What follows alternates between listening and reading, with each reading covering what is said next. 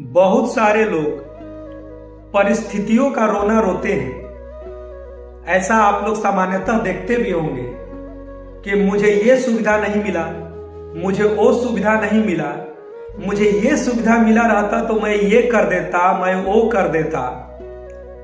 उन लोगों के लिए एक छोटी सी स्टोरी के माध्यम से एक संदेश रखना चाहते हैं।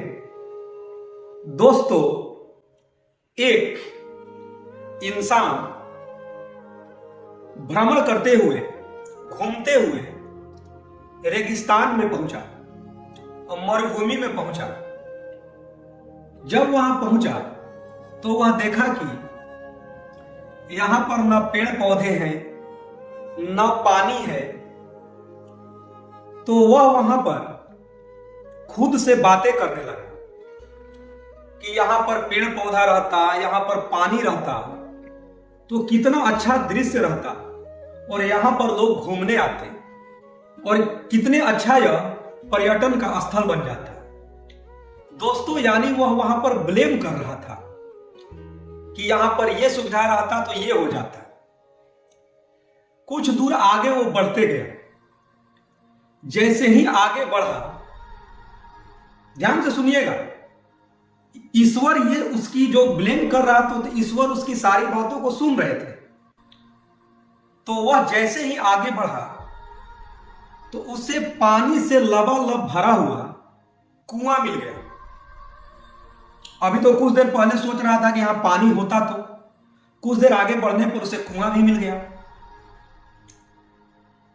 थोड़ा सा डिस्टेंस पर थोड़ा आगे बढ़ा तो उसे एक बाल्टी दिखाई दिया, रस्सी से बंधा हुआ। और जैसे ही वो बाल्टी के नजदीक गया तो एक कागज का लिखा हुआ चिट्ठी, कागज पर एक पर्ची हवा में उड़ते हुए उसके पास आया।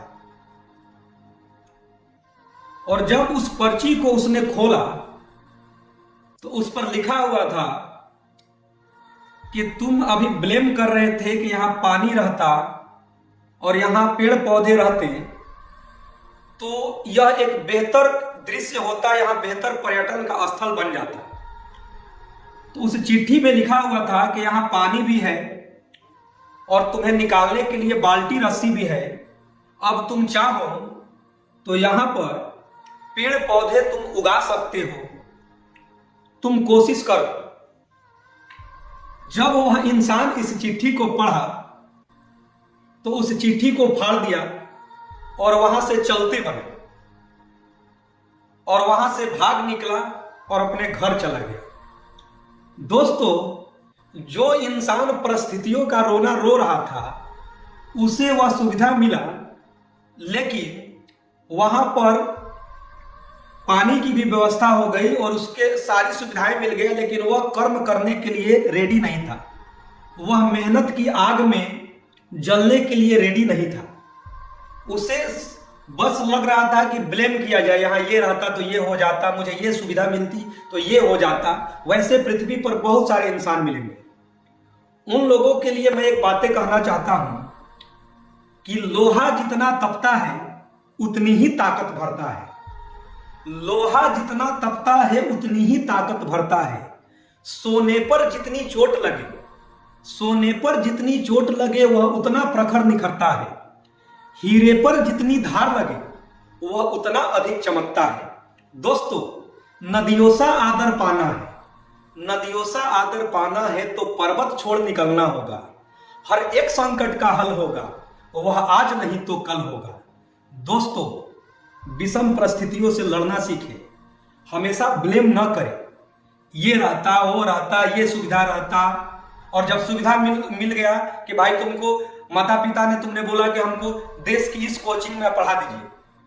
देखते होंगे आपके ग्रामीण परिवेश के भी बहुत सारे बच्चे हैं, कुछ तो पढ़ने में ठीक ठाक है, लेकिन कुछ जो है एवरेज या उससे नीचे भी है, लेकिन पैसे से मजबूत है।